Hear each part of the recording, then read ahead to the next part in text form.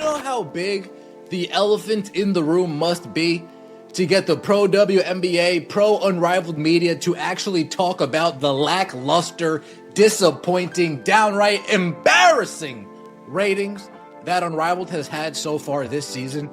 It must have hurt Annie's heart when she started seeing these ratings in such a bad place, and she was like, damn, I can't ignore this. This is so bad. That's the sound of reality hitting hard. When the pro WNBA media finally breaks their silence on something they've been desperately avoiding, you know it's bad. Really bad. We're talking about Unrivaled's second season ratings. And the numbers are so catastrophic that even Annie Costa at The Athletic, someone who's been championing this league since day one, had to write an article titled Unrivaled Faces Stiff Challenges as Ratings Plunge to Start Year 2. Not a dip, not a decline, a plunge. That's the word choice here. And it tells you everything about how serious this situation has become. Plunge. Damn. Ratings are down significantly as the league begins its second season. Oh, they're not pulling punches, are they? They're calling a spade a spade. In the inaugural season, Unrivaled was a spectacle, drawing a sold-out crowd of 870 eager eyes hungry for basketball to watch during the Let's talk about what plunge actually means in real numbers, because this is where it gets brutal. Opening weekend on January 5th averaged just 175,000 viewers across TNT and True TV for the prime games. The True TV exclusive games that same day, 32,000 viewers. 32,000 people watching a league that's supposed to be revolutionizing women's basketball. By January 9th, they were down to 39,000 viewers. Then January 10th and 11th bottomed out at 71,000 viewers per game. Compare that to last season's average of 21,000 viewers with a peak of 377,000 for the one-on-one tournament final. They've lost more than half their audience in 1 year. Fan fest outside was less of a throng and more of a collection of supporters. Ryan, I know you guys know how many people were outside the fan fest. Don't lie to me. 17 people? 25 individuals? How many people were outside there? And most concerningly, for the second-year league, ratings on... Here's what makes this even more damning. The article describes the opening weekend atmosphere at their Miami campus as quieter, with a fan fest that was less of a throng and more of a collection of supporters. That's polite journalism speak for barely anyone showed up. They're claiming every game was sold out. But if you bought a ticket and didn't bother to attend, that tells us something crucial about the gap between curiosity and actual interest. People thought the idea of going to an Unrivaled game sounded better than the reality of actually sitting through one.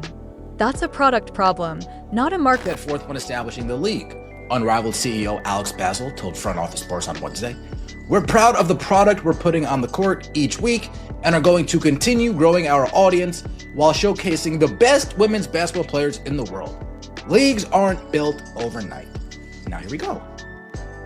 Before we were hip to this league, you might have gotten one over on people saying these are the best players in the world, but now we know better.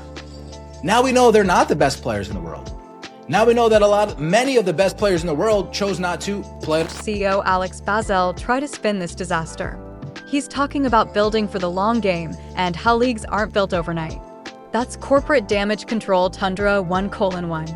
But here's the issue with that argument. They have a 6-year media rights deal with TNT worth 9 figures. And Warner Brothers Discovery can opt out after 3 years. We're entering year 2. If these ratings continue, there's zero chance Warner Brothers sticks around for years 4 through 6. They also have equity in the league, which means they're financially motivated to make this work.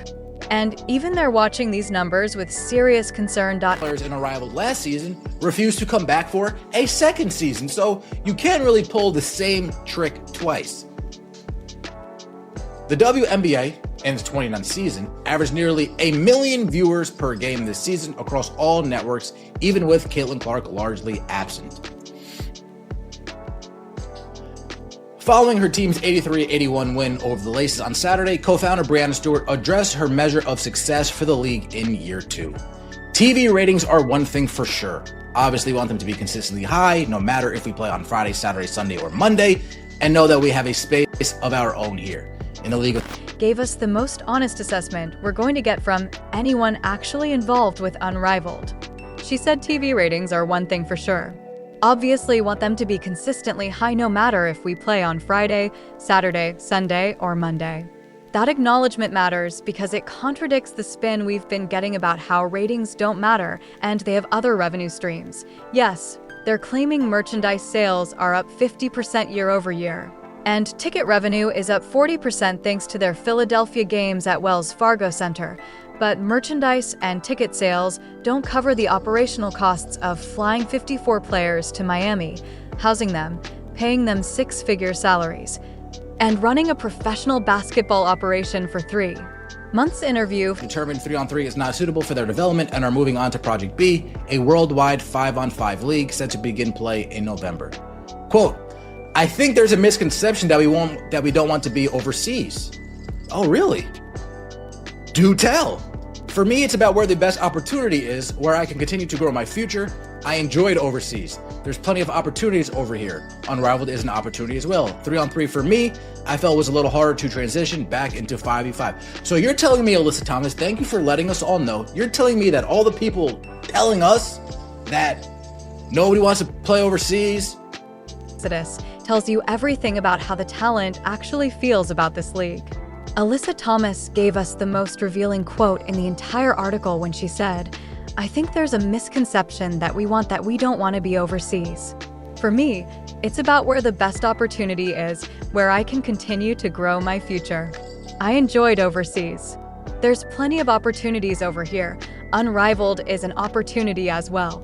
3-on-3 for me, I felt was a little hard to transition back into 5-on-5. Translation: Unrivaled isn't the dream scenario they've been selling us. Players are making calculated business decisions about where to spend their off-season. And many of the best players from last year chose to go back overseas or skip Unrivaled entirely rather than return for years. Fair enough, I appreciate that. Unrivaled has a 6-year media rights deal with TNT, reportedly worth 9 figures, but Barron Company, Warner Bros. Discovery, can opt out after 3. TNT also has equity in the league. The biggest question facing the 3-on-3 league is whether it's sustainable, and viewership plays a significant role in the answer. Is it sustainable? Easy answer, no, it's not sustainable. 90,000 viewers? 100,000 viewers? Not sustainable. Lack of excitement, lack of engagement, lack of conversation? Not sustainable. Adding more players? It's not sustainable. They expanded from 36 to 54 players this season, which sounds like growth until you realize they lost major stars who refused to come back. The league is now competing with Project B, a worldwide 5-on-5 league set to begin in November 2025, which multiple players have specifically mentioned as a better fit for their development. That's a direct shot at Unrivaled's 3-on-3 format. When players are publicly saying the format makes it harder to transition back to regular basketball, that's not a minor criticism. That's questioning the fundamental concept of what Unrivaled is trying to be. Calling a spade, of course. Week 2 ratings just came out. 105,000 people on Friday overall watched that slumber party league. It's finished. Fee put her foot in the mouth, and it's hurting CBA negotiations because she is delusional, thinking that Unrivaled is something special. I think the decline is partly related to TNT no longer carrying the NBA. Not a top 3 reason, just partly related. Fair point. No one wants to watch gimmick ball. Damn. Even Angel, aka the second most popular player, couldn't help them in ratings. Unrivaled will flop. Without CC, it isn't sustainable. Nobody wants to watch man-hating lesbians miss rebounds and layups. I said what I said. Damn. Damn. I tried watching the Breeze game solely for Dom, and I couldn't get past a couple quarters. 3v3, just not for me. Everyone who said Unrivaled didn't need Angel because they had Paige and that she was the one were wrong and should apologize. Yeah, Paige really isn't the draw that people were lying to us, telling us she was she? Annie, thank you so much for giving us an article that has some meat on the bones. That's not just pro player. That's being pretty transparent in the ratings. I do appreciate it. Let me know your thoughts in the comment section below. Like the video. Let's address the sustainability question directly, because this is what everything comes down to. Can Unrivaled survive with 90,000 to 100,000 viewers per game? The answer is no. Not even close. Here's why the math doesn't work. Television networks pay for sports rights based on advertising revenue potential. With a 100,000 viewers, you're generating roughly the same audience as a mid-tier college volleyball match or a weekday afternoon MLS game. Those properties don't command nine-figure rights deals. Warner Bros. Discovery isn't a charity.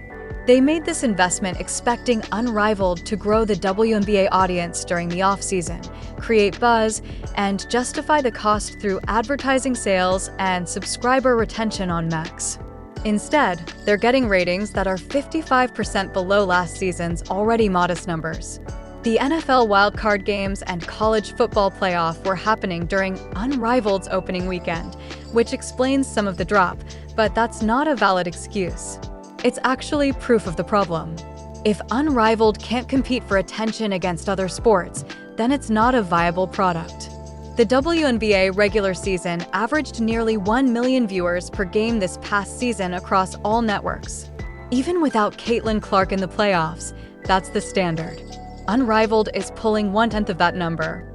The Philadelphia experiment is interesting because it reveals what Unrivaled actually is: a novelty. When they take games to Wells Fargo Center with a capacity between 17,000 and 20,000, they can sell out based on curiosity and the event atmosphere. Same reason the WNBA sells out games in Canada. It's new. It's different. People want to experience it. But that doesn't translate to sustainable television viewership or long-term fan engagement. You can't build a league on novelty. Eventually, you need people who care about the actual basketball being played, and the ratings prove that audience doesn't exist for 3-on-3 basketball at this level. Brianna Stewart and Nafisa Collier founded this league with legitimate intention. They wanted to create an off-season option that paid players well and kept them in the United. That's admirable. But admirable intentions don't override basic business reality. If the product isn't compelling enough to maintain an audience, the money dries up. And when Warner Bros. Does Discovery exercises that opt-out clause after year 3, where does Unrivaled's funding come from? Merchandise sales and ticket revenue from 8 home games plus 1 road trip aren't covering a 9-figure operational budget. The comparison to the WNBA's growth is particularly damaging for Unrivaled because it exposes the fundamental difference between the two leagues. The WNBA spent 28 years building slowly, expanding carefully, and developing a fan base that cares about the players and team. This past season's success wasn't an accident. It was the result of decades of investment, plus the catalyst of generational talents like Caitlin Clark, Angel Ree, and Cameron Brink entering the league together. Unrivaled tried to skip all of that and jump straight to being a major property, and it's not working. Annie Costel deserves credit for writing this article honestly. Instead of spinning the ratings as not that bad or focusing entirely on the positive merchandise number, the pro-WNBA media has been so protective of Unrivaled because they see it as connected to the larger fight for women's basketball legitimacy. But that protectiveness does more harm than good when it prevents honest assessment of what's actually happening. These ratings aren't just disappointing, they're catastrophic. They represent an existential threat to the league's survival past year 3. So here's the real question. Should Unrivaled exist? Not can it survive, but should if the audience isn't there? If players are saying the format hurts their development, if the financial model only works with television money that's about to disappear, then maybe this experiment has run its course.